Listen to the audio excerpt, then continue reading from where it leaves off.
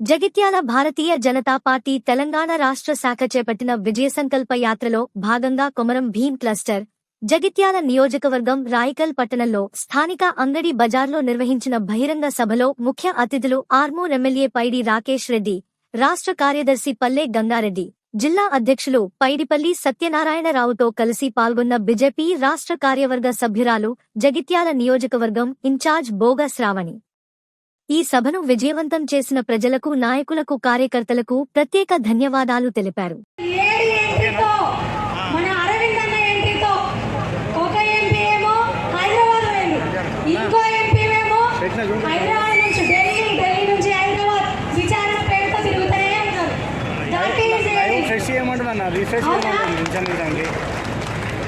మరి ఇక్కడ ఉన్నటువంటి కొంతమంది నాయకులు మాట్లాడుతున్నారు, సారు కారు ఢిల్లీలో సర్కారు అని.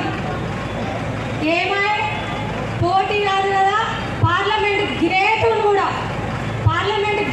కూడా తాకే గతి లేదు, తాకే పరిస్థితి లేదు వాళ్ళకి.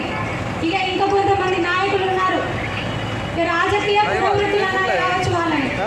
40 ఏళ్ల రాజకీయ జీవితంలో జగిత్యాల ఒక్కడే నీళ్ళే పెట్టుకొని ఉన్నారు తప్ప పక్కకున్న కొరుట్లను కూడా ఏనాడు చూడలే ఆ నాయకులు.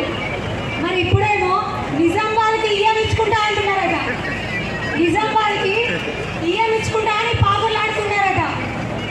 మరి ఇదంతా చూస్తే విచిత్రంగా ఉంది.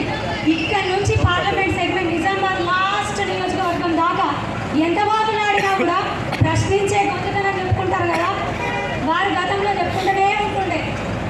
ప్రశ్నించే గొంతుకనే మిగిలిపోతారు తప్ప సమాధానం దొరకవు. ప్రశ్నించే గొంతుకనే తప్ప పాలించే పాలకులు కాలేరు. ఎందుకంటే ఈ నిజవర్గం ఇచ్చిపెట్టేస్తారా పోతే కదా అక్కడ దాకా. ఇప్పుడు ఎంపీ అవ్వడానికి ఎంపీగా పోటీ చేస్తా అంటున్నారంట. ఎందుకంటే అన్ని పదవులు వాళ్ళకే కావాలి. మొన్న ఎలక్షన్లో పోటీ చేసారు, అంతకుముందు పోటీ చేసారు, ఆల్రెడీ ఇప్పుడు ఎమ్మెల్సీగా కూడా ఉన్నారు. మళ్ళీ ఇప్పుడు ఎంపీగా పోటీ చేస్తారట. ఇప్పుడు ఇలా ఓడిపోయినారు అనుకోండి, అమ్మలో ఇలా ఎంపీలా ఓడిపోయినారు అనుకోండి, ఇక ఎమ్మెల్సీ గారు ఇక మళ్ళీ ఏముంది, మళ్ళీ వచ్చే ఎలక్షన్ మళ్ళీ ఏమైనా ఎమ్మెల్సీలో ఇంకేమైనా మళ్ళీ నెల పోటీ చేస్తారు. ఎందుకంటే వాళ్ళ ప్రభుత్వమే ఉంది కదా రాష్ట్రంలో, అవునా?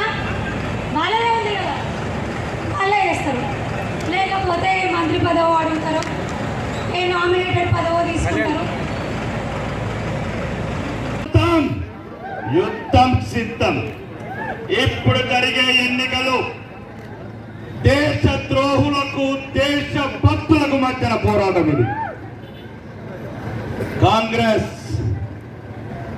రాహుల్ ఖాన్ అయోధ్య రాముడికి జరిగే పోరాటం, రాహుల్ ఖాన్ కు అయోధ్య రాముడికి జరిగే పోరాటం.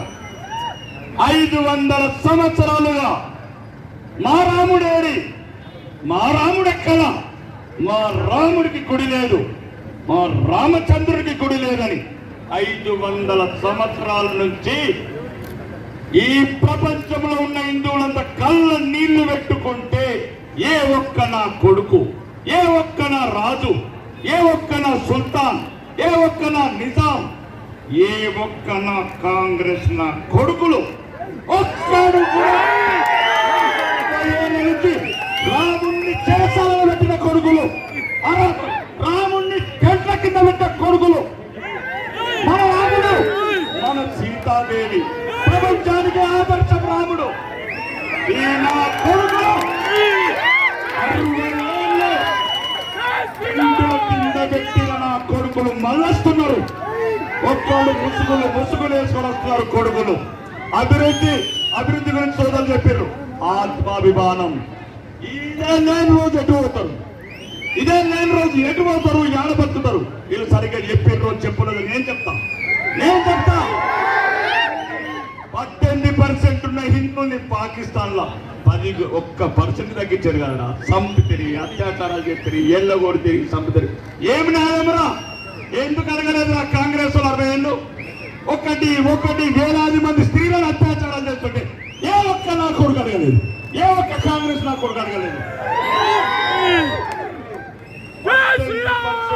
ఆడబిడ్డలని హిందూ జాతిని కొడుకులారా మీరెవరమ్మా దేశభక్తి చెప్పేది? మీరెవరమ్మా దేశభక్తి చెప్పేది? ఈ దేశం మాది, ఈ జగిత్యాల మాది. మనం బతకాల, ఈ ఉండాలంటే బైరాను పెళ్లి గల కొడుకులారా, బైరాను పల్లి రజాకారులు వందల మంది బిడ్డలను చంపి ఆడబిడ్డలను బతుకమ్మలు ఆడిచారా మీరు? అట్లాంటి రజాకారు పార్టీకి సపోర్ట్ చేస్తారా మీరు? మీరు తల్లులారా, మీరు తెలకపోతే ఇప్పుడు రజాకార్ సినిమా వస్తుంది, మీరు చూడండి, మీరు చూడండి, మీరు చూడండి. నా కొడుకులు మన భర్తలను చంపి ఆడబిడ్డలు భర్తలు ఇప్పి బతుకమ్మలు ఆడిచిన నా కొడుకులకు సహకరించే పార్టీ ఓట్లేస్తారా? ఒక్కసారి నిన్న రాకమున్న సందేశ్ వారి వెస్ట్ బెంగాల్ హిందూ ఆడబిడ్డలని కొడుకులు ఒక్కొక్కరు ఇళ్లకి ఎత్తుకపోకుండా హిందూ హిందూ కొట్టుంటే కట్టుంటే మంగళ సారం ఉంటే నా కొడుకులు ఎత్తుకపోయి ఆ బిడ్డలను అత్యాచారాలు చేసి హత్యలు చేసిన కొడుకులు వాళ్ళకు సహకరించేది రాహుల్ ఖాన్ పార్టీ, రేవంత్ ఖాన్ పార్టీ. ఆస్తులు ఒకవైపు, బిల్డింగ్ ఒకవైపు, ఆత్మర్మం ఒకవైపు.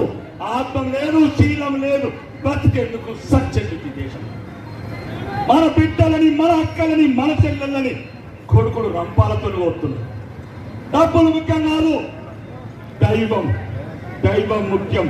మన దైవం మన రాముడు, మన స్వామి, మన వెంకటేశ్వర స్వామి. ఈ బిడ్డను అవమానపరిచిన నా కొడుకులు. మీకు అభిమానం గురించి చెప్తున్నా.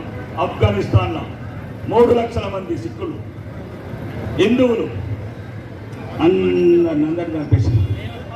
24 మంది మిగిలితే లాస్ట్ నరేంద్ర మోడీ గారు, మన విశ్వనాయకుడు, విశ్వాస నాయకుడు, ప్రపంచమంతా వేన్నొల్ల కొద్ది వేడాడుతున్నా ప్రార్థిస్తున్నా నరేంద్ర మోడీ గారు మళ్ళీ తెప్పించాడు. ఒక్క బిడ్డున్నా మళ్ళీ 1 కోటి బిడ్డలను తయారు చేస్తాం. ఆఫ్ఘనిస్తాన్ కూడా మళ్ళీ మాదే చేసుకుంటాం. ఒకప్పుడు అశోకుడైన నేల, అశోకుడైన నేల, గాంధారి నగరం మళ్ళీ మా బిడ్డలను తెస్తాం. ఒక్కసారి చెప్తున్నా, ధర్మం ఉండాలా. ధర్మం లేకపోతే ఏముండి ఎక్కడుంటే ఉచిత బస్సులు 10 రూపాయలకు అమ్ముకుంటావా ధర్మాన్ని? 10 రూపాయలకు అమ్ముకుంటావా ధర్మాన్ని? 10 రూపాయలకు అమ్ముకుంటారా?